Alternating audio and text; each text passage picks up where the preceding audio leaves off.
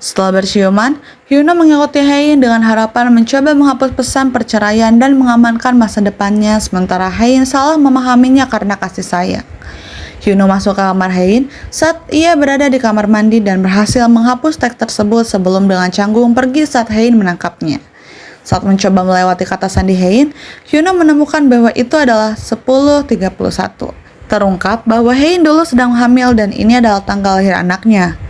Kembali ke kampung halaman Hyuno, keluarganya membicarakan tentang Hyuno. Ibunya mengenang interaksinya dengan ibu Hein. Dari sini dia menyadari bahwa keluarga Hein sangat berbeda dengan keluarga mereka. Tidak hanya dari sudut pandang uang, tetapi juga dari segi kasih sayang kekeluargaan. Di tempat lain, Hyuno merasa tertarik pada Hein dan terkejut dengan penemuan ini. Dia mulai berpikir Hein terlihat cantik. Senyumannya yang membuatnya tersenyum dan dia khawatir dia terjatuh di eskalator. Dia bahkan membelikannya sepatu baru, mengatakan bahwa berbahaya bagi Hein berjalan dengan sepatu hak tinggi. Hyuno menyampaikan kejadian ini kepada temannya dan menyarankan bahwa dia mungkin mencintai Hein, tapi Hyuno menepisnya.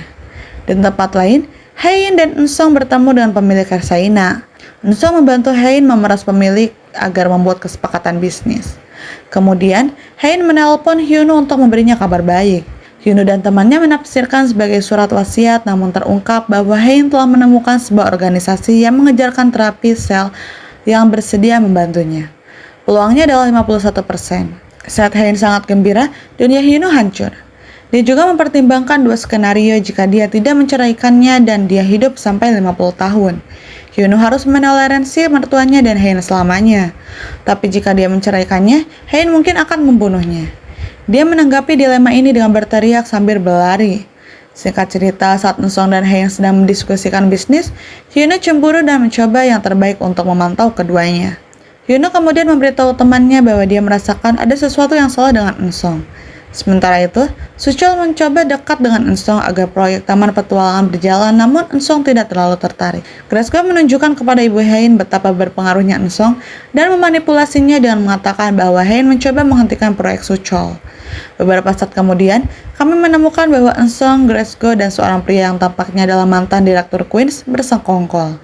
Mereka merencanakan sesuatu yang besar terhadap kelompok Queens. Ibu Hein yang dipengaruhi Grace-go mengonfrontasi Hein.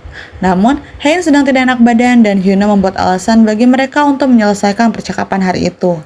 Dia kemudian menyarankan untuk memberitahu keluarga tentang kondisi Hein.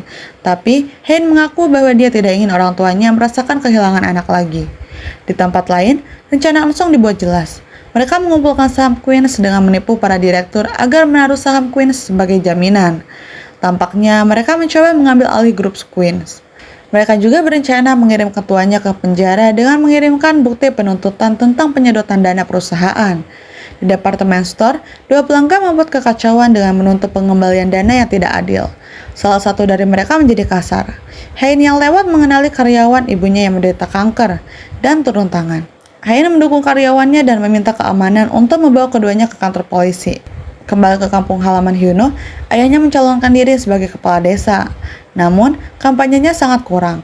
Selain itu, ada rumor tentang menantu perempuannya yang tidak pernah mengunjungi keluarganya sehingga menunjukkan bahwa mereka tidak memiliki pendukung yang berpengaruh.